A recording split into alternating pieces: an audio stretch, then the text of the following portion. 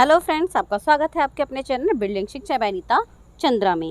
Friends, आज हम करेंगे 8th क्लास का हिंदी का चैप्टर नंबर 5 चिट्ठियों की अनूठी दुनिया। लेकिन इससे पहले अगर आप हमारे चैनल पर नए हैं तो चैनल को लाइक, शेयर और सब्सक्राइब जरूर करें। तो बच्चा, अगर आपने कभी किसी को चिट्ठी लिखी होगी या लिखोगे या लिखना चाहते हो तो चिट्ठी कोई लिखता नहीं है वैसे आजकल तो मोबाइल हो गया है। तो हम इसमें यही पढ़ेंगे कि जब उस एक टाइम था जब लोग चिट्ठियां लिखा करते थे, है ना। और एक डाकिया था जो हमारे घर पे आया करता था। अगर आपने नहीं देखा, अपने मम्मी पापा से पूछो, दादा दादी से पूछो, उनको ज़रूर पता होगा, है ना। तो चिट्ठियों के जरिए वो सिर्फ चिट्ठियाँ ही नहीं होती थी, उसमें पार्सल, हमारे जो सामान होते थे, जो दूर हमारे रिश्तेदार रहते थे वो भेजते थे और वो हमको मिला करती थी। तो एक खुशी होती थी कि हाँ, डाकिया आया है हमारे मोहल्ले में और हम सबको चिट्ठियाँ देकर जाएगा। अच्छा, अगर चिट्ठियों के अनूठी दुनिया हमें क्यों बताया, क्योंकि आज हमारे पास हो गए मोबाइल, इंटरनेट, है ना। तो हम क्या करते हैं, उनको एसएमएस भेजते हैं और संदेश भेजते हैं, उनको पढ़ते हैं, खुश होते हैं और बस। लेकिन बच्चा, एक लिमिट होती है हमारे पास। जो इलेक्ट्रॉनिक डिवाइस हैं, जो हमारे पास विद्युत यंत्र हैं, जितने भी हमारे पास दूरभाष यंत्र, मतलब मोबाइल, मेरे फ्रेंड्स हंस जाते हैं जब मैं उसको दूरभाष यंत्र बोलती हूँ, है ना, क्योंकि मोबाइल को दूरभाष यंत्र बोलना कितना फ़नी लगता है।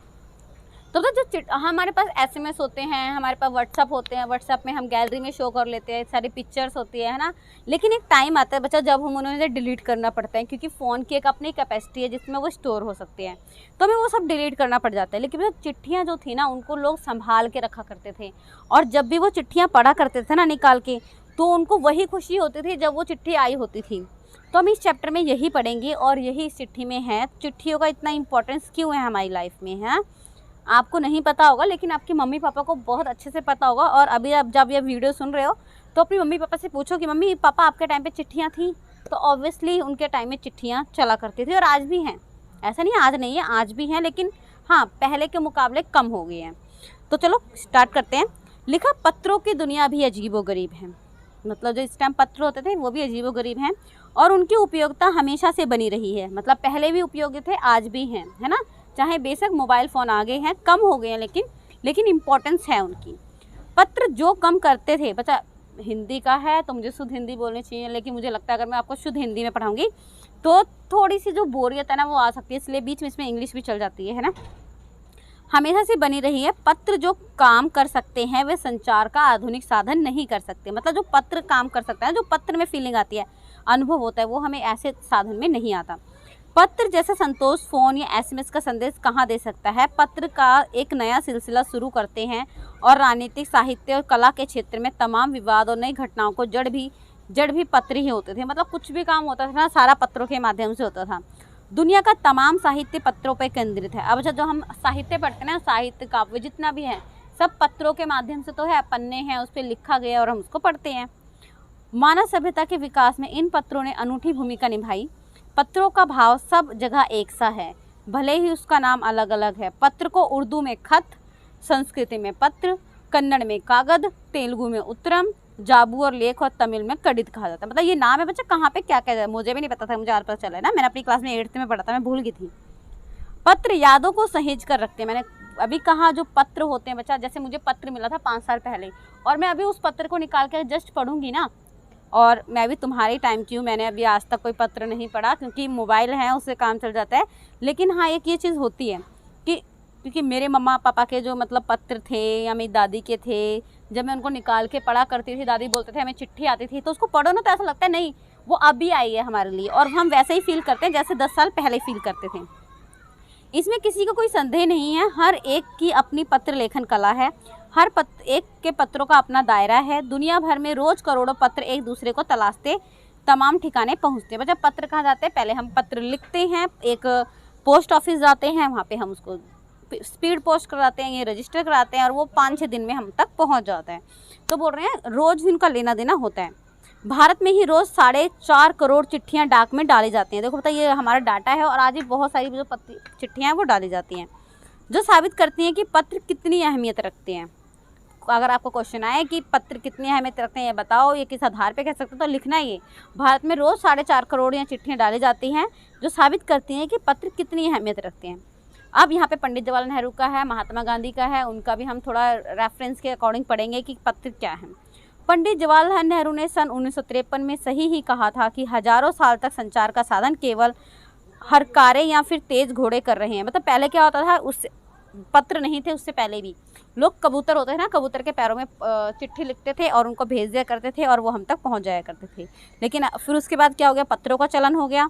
आपने राजा महाराजों की फिल्मों में देखे होंगे, बड़े बड़े मतलब रोल करके आते थे, उसमें पत्र लिखा होता था और मंत्री पूरे राज दरबार में खड़ा होकर वो पत्र सुनाया करता था ना। ये चीज़ घोड़े से भी होते थे, घोड़े भेज देते थे लोग। जिसके बाद पहिए आए, रेलवे और ताप से भारी बदलाव आया। तार ने रेलों में भी तेज़ी से गति में संवाद पहुंचाने का सिलसिला करा। अब टेलीफोन, वायरलेस और आगे रेडार, दुनिया बदल रही। मतलब बोल रहे हैं कि दुनिया किस तरह चेंजेस हो रही है ना। पहले हमारे पास लोग ऐसी, अगर आदि मानव की बात करें बच्चा, तो आदि मानव थे, उन्हें पता ही नहीं था, है ना, उन्हें पता ही नहीं था कि कौन कौन सा काम कैसे करते हैं। तो वो मतलब पहले जंगलों में रहते थे, गुफाओं में रहते थे, पहले वो यूं ही रहते थे, फिर उन्होंने आग देखा, फिर पहिया बनाया, फिर वो मतलब उनको अनाज खेती का बाद में पता चला, है ना। तो ऐसे ही हमारी दुनिया बदली। पहले बोल रहे हैं, पहले घोड़े थे, फिर रेल आई, फिर भारी बदलाव हुए, फिर रेलों के इंजन बने। रेलों के इंजन भी पहले कोयले से चलते थे, फिर भाप से बनने लगे, फिर टेलीफोन आए, बड़े बड़े टेलीफोन, फिर वायरलेस, फिर रेडार। ये सब मतलब चेंजेस आए हमारी दुनिया में, है ना, हमारे समाज में। लिखा, पिछली शताब्दी में पत्र लेखन का कला के रूप में ले लिया।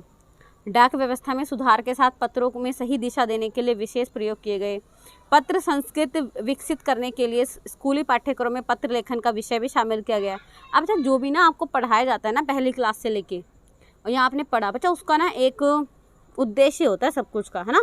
हमें आपको छठी क्लास से इवन 5वीं क्लास से सिक लीव, अर्जेंट फीसर को लिखना सिखाते हैं। स्कूल में हम SMS नहीं करते हैं, स्कूलों में हम अभी भी पत्र लिखते हैं। जो आप एप्लीकेशन लिखो डेट इज़ अ पत्र, वो आपका पत्र है ना।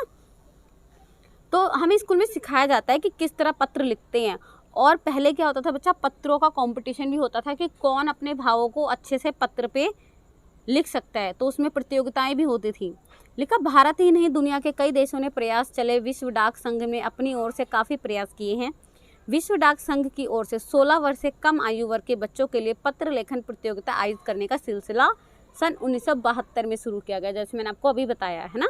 ये सही खास तौर पर बड़े शहरों और महानगरों में संचार साधनों में तेज विकास, अन्य कारणों से पत्रों की आवाजाही प्रभावित हुई, पर देहाती दुनिया आज भी चिट्ठियों से ही चल रही है। बच्चा देखो क्या बोल रहे हैं, जैसे जैसे शहर बढ़ गए हैं ना, वहाँ पे संचार माध्यम बहुत बढ़ गया। आज हम क्या करते हैं, इवन वीडियो कॉलिंग भी हो जाती है। अब पत्रों के माध्यम से ये नहीं हो सकता था, लेकिन आज ये हो जाता है। लेकिन जो गाँव है ना, दूर दराज के गाँव हैं जहाँ पे अभी तक नेट नहीं पहुँचा है, वहाँ आज भी हम पत्रों के सहारे ही जी रहे हैं। लेकिन फैक्स, ईमेल, टेलीफोन, मोबाइल ने चिट्ठियों को तेजी को रोका है। मतलब अगर आ जाएं कि चिट्ठियों को प्रभावित करने वाला कारक कौन कौन से हैं, तो बच्चा ये है, फैक्स से हैं, ईमेल है, टेलीफोन है, मोबाइल है। और बच्चा कोरोना काल ने से तो ऐसा कर दिया है कि हर बच्चे को, इवन जो मोबाइल चलाना नहीं जानता था उनको भी आजकल टच मोबाइल आ गया। और बच्चा इवन पहले मम्मा बोलता होगा, अब तो मोबाइल बोलता है ना। तो ये सब हमारा इफेक्ट पड़ गया बच्चा, ठीक है। तो आज मतलब दुनिया बहुत आगे निकल चुकी है। पर व्यापारिक डाक की संख्या लगातार बढ़ रही है। मतलब जो हमारे काम करने के लिए होते हैं उसमें जो चिट्ठियाँ होती हैं वो हमारी बढ़ती जा रही हैं।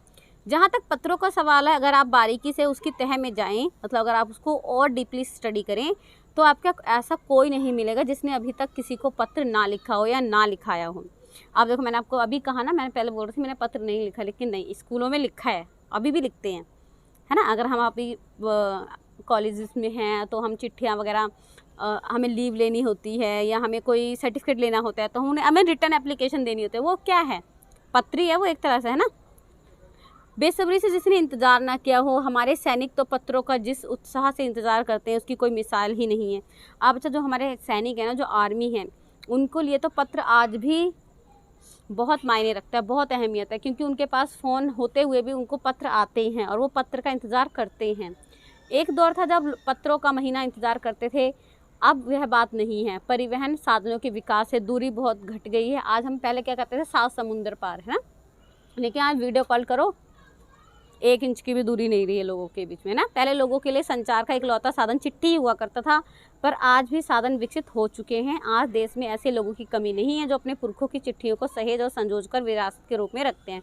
मतलब मेरी फ्रेंड्स है, उसने अपने सारे दादा दादी की चिट्ठियाँ ना, उनको इवन लेमिनेशन करा के रखा हुआ है ना, उसको बड़ा शौक है मतलब रखने का।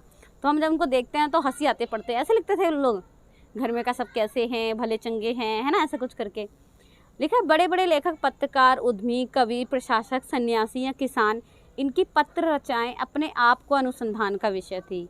जैसे आज हम लिखते हैं ना, जैसे आज हम एस्से राइटिंग रिपोर्ट लिखते हैं, वैसे ही एक टाइम था जब लोगों को ये सिखाया जाता था कि पत्र लिखना कैसे है।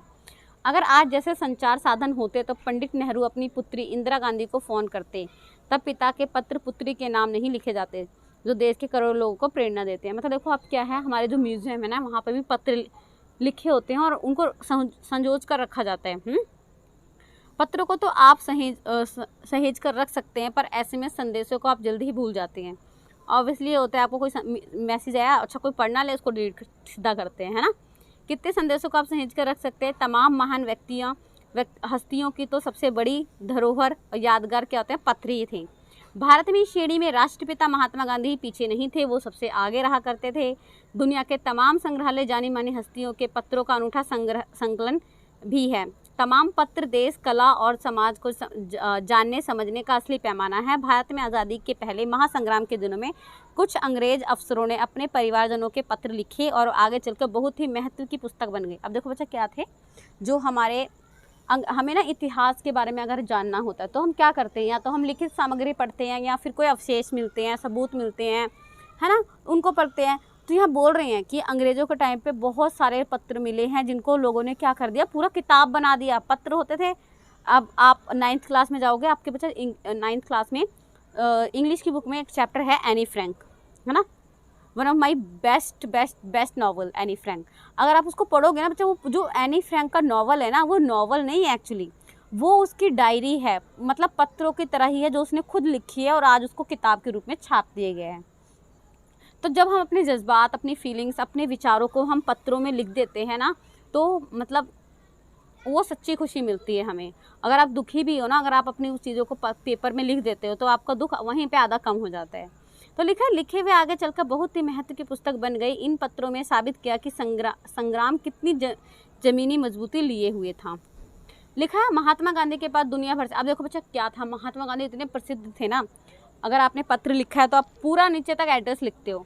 लेकिन जब महात्मा गांधी को पत्र लिखा जाता था ना, बाहर उस पर सिर्फ राष्ट्रपिता लिख देते थे, जो लेटर था वो अपने आप गांधी जी तक पहुंच जाता था, है ना। देखते हैं, लिखा महात्मा गांधी के पास दुनिया भर के तमाम पत्र केवल महात्मा गांधी इंडिया लिखे आते थे। वे जहाँ भी रहते थे वहाँ पहुँच जाते थे। मतलब और कुछ नहीं लिखा था, सिर्फ ये लिखा था महात्मा गांधी इंडिया, बस। आज़ादी के आंदोलन में कई दिग्गजों हस्तियों ने ऐसा ही था। गांधी जी के पास देश दुनिया की बड़ी संख्या में पत्र पहुंचते थे, पर पत्रों का जवाब देने के मामलों में उनका कोई जोड़ नहीं था। कहा जाता है जैसे ही उन्हें पत्र मिलता था उसी समय वे उसका जवाब लिखकर भेजते थे। एक होता है ना, अब तो आप एसएमएस करते हो, अगर आपको कोई एसएमएस व्हाट्सएप पे 2 टिक हो गए और ना पढ़े ना, तो बस तीसरा ही विश्व युद्ध होने को तैयार होता है, चाहे वो हमारा भाई हो, बहन हो, फ्रेंड हो, रिश्तेदार हो, है ना, और हमसे उनको कुछ पूछा हो। आजकल तो बच्चों को टीचर्स पे भी गुस्सा आता है कि हमारा रिप्लाई क्यों नहीं कर रहे हैं। लिखा अपने हाथों से ही ज़्यादातर पत्रों का जवाब देते थे। जब लिखते लिखते उनका दाहिना हाथ दर्द हो जाता था तो वह बाएं हाथ से लिखने में जुट जाता है। बच्चा महात्मा गांधी ऐसे थे, उनको कोई भी पत्र मिलता था उसका जवाब वो पहले लिखते थे। बोल रहे हैं जब उनका सीधा हाथ दर्द होने लगा तो वो उल्टे हाथ से लिखा करते थे। महात्मा गांधी ही नहीं, आंदोलन के तमाम नायकों के पत्र गांव-गांव में मिल जाते हैं। पत्र भेजने वाले लोग उन पत्र को किसी प्रशस्ति पत्र में कम नहीं मानते। कई लोगों ने उन पत्रों को फ्रेम कराकर रखा है। पत्रों का जादू यही नहीं, पत्रों का आधार ही कई भाषाओं में कितनी किताबें लिखी जा चुकी हैं। अगर आप आगे पढ़ने का, आपको साहित्य पढ़ने का बच्चों मौका मिले, साहित्य बहुत बहुत बहुत अच्छा है, ठीक है। आप साइंस पढ़ते हो, इंग्लिश पढ़ते हो, मतलब जो साहित्य है, लिटरेचर है बच्चा, उसको जो पढ़ोगे ना, चाहे इंग्लिश का हो, चाहे हिंदी का हो, चाहे पंजाबी का हो, उससे ज़्यादा सुख आपको कहीं नहीं मिलेगा। बच्चों को बहुत बोरिंग लगती है हिंदी, या कई वो लोग सोचते हैं हिंदी तो है पढ़ लेंगे, बट ऐसा नहीं है, है ना। बच्चा पढ़ना पड़ता है, उसको समझना पड़ता है, और इसमें सबसे बड़ी बात है आपकी इमेजिनेशन पावर मजबूत होती है। लेकिन वास्तव में पत्र किसी दस्तावेज से कम नहीं थे। पंत के 200 पत्र बच्चन के नाम, निराला के नाम हमको लिखे मिले हैं। कहा तथा पत्रों के आईने में दयानंद सरस्वती समेत पुस्तक आपको मिल जाएगी। कहा जाता है कि प्रेमचंद खास तौर पर नए लेखकों को बहुत प्रेरक जवाब देते थे। अब हमारे मुंशी प्रेमचंद जी हैं बच्चा, बहुत अच्छे हैं, उनकी जीवनी अगर आपको मौका मिले तो प्लीज़ पढ़ना। और अगर आप प्रेमचंद जी के बारे में जानना चाहते हो तो आप कमेंट बॉक्स में कमेंट कर सकते हो, मैं उनकी जीवनी आपको पूरी बता सकती हूँ। मतलब इतने अच्छे इंसान थे वो। लेखकों को बहुत प्रेरक जवाब देते थे, पत्रों के जवाब में बहुत ही मुस्तैद रहते थे। इसी प्रकार नेहरू, गांधी के लिखे गए, रविंद्रनाथ टैगोर के पत्र बहुत प्रेरक हैं, मतलब बहुत ज़्यादा मोटिवेशनल हैं। महात्मा और कवि के नाम से महात्मा गांधी और रविंद्रनाथ टैगोर के बीच सन 1915 से लेकर 1941 के बीच पत्राचार का संग्रह प्रकाशित हुआ। इसमें बहुत से नए तथ्य और मनादोषों का लेखा जोखा मिला। ये बच्चा आपको बोरिंग करने के लिए नहीं, आपको बता रहे हैं कि पत्रों का माध्यम हमारा कितना इम्पोर्टेंट है। पत्र व्यवहार की परंपरा भारत में पुरानी है, पर इसका असली विकास आज़ादी के बाद ही हुआ। तमाम सरकारी विभागों की तुलना में सबसे ज़्यादा गुणवीर डाक विभाग हुआ है, मतलब सबसे ज़्यादा इम्पोर्टेंस हमारे किसको मिली है, डाक विभाग को। इसकी एक खास वजह यह भी है कि लोगों को जोड़ने का काम करता है, घर घर तक इसकी पहुंच है। संचार के तमाम उन्नत साधनों के बाद भी चिट्ठी पत्र की हैसियत बरकरार है। शहरी इलाकों में आलीशान हवेलियां हों या फिर झोपड़पट्टियां रह रहे हो, जंगल में घिरे हुए लोग हों, बर्फबारी के बीच हो, पहाड़ी के लोग हों, समुद्र तट पे लोग, मतलब कहीं पे भी, रेगिस्तान हो, पठार हो, है ना, बेसब्री से लोग आज भी पत्रों का इंतज़ार करते हैं। जहाँ हमारे नेटवर्क नहीं पहुँच पाते वहाँ हमारे डाकिये पहुँच जाते हैं। एक दो नहीं, करोड़ों लोग खतों व अन्य सेवाओं के लिए रोज़ भारतीय डाकघरों के दरवाजे पर पहुंचते हैं। बच्चा आपके पास अगर कहीं पर डाकघर हो और आपने देखा होगा तो वहाँ पे असंख्या में पत्र पहुंचते हैं। इनकी बहुआयामी भूमिका नज़र आ रही है। दूर देहात के लोग गरीब घरों में चूल्हे, मनी ऑर्डर अर्थव्यवस्था से ही जलाते हैं। गांव या किसान बस्तियां चिट्ठी, मनी ऑर्डर लेकर पहुंचने वाले डाकिया देवदूत के रूप में होते हैं। आपके पेपर में बच्चा क्वेश्चन आ जाए कि डाकियों को देवदूत क्यों कहा गया। देवदूत मतलब भगवान के भेजे हुए संदेश, है ना, यहाँ भेजा हुआ दूत। तो क्यों बोला गया, क्योंकि बच्चा तो डाकिया ही होता था जो पुराने गाँव में, इवन मेरी दादी मुझे खुद बताती हैं कि उनको जब पैसों की ज़रूरत होती थी, मेरे दादाजी यहाँ से पैसे उनको ट्रांसफ़र तो कर नहीं सकते थे, उनको मनी ऑर्डर भेजते थे, है ना, पैसे चिट्ठी में डालने, उनके साथ चिट्ठी डालनी और पैसे भेज देने, तो डाकिया लेके जाता था, तब वहाँ पे लोग अपना काम करते थे, इसीलिए डाकियों को देवदूत भी कहा है। तो बच्चा ये था हमारे चिट्ठियों का अनूठा सफ़र, अनूठी दुनिया। आई होप आपको समझ आई होगी। अगर बच्चा आपको कोई भी प्रॉब्लम आ रही है किसी भी सब्जेक्ट में, तो ये नहीं सोचना कि हाँ हम किससे पूछें। हाँ बेशक स्कूल के टीचर्स आपकी बहुत हेल्प कर रहे हैं, लेकिन फिर भी अगर आपको कोई भी प्रॉब्लम है किसी भी सब्जेक्ट में और किसी भी क्लास में, फर्स्ट टू लेके ग्रेजुएशन तक में किसी भी सब्जेक्ट में, तो आप हमसे कमेंट बॉक्स में कमेंट करके पूछ सकते हैं और मैं पूरी कोशिश करूँगी तो आपकी क्वेरी और आपका कोई भी सिलेबस रह गया हो तो हम उसको कवर करेंगे। और अगर आपने अभी तक हमारे चैनल को लाइक, शेयर और सब्सक्राइब नहीं करा तो लाइक, शेयर, सब्सक्राइब ज़रूर करें। Thank you so much.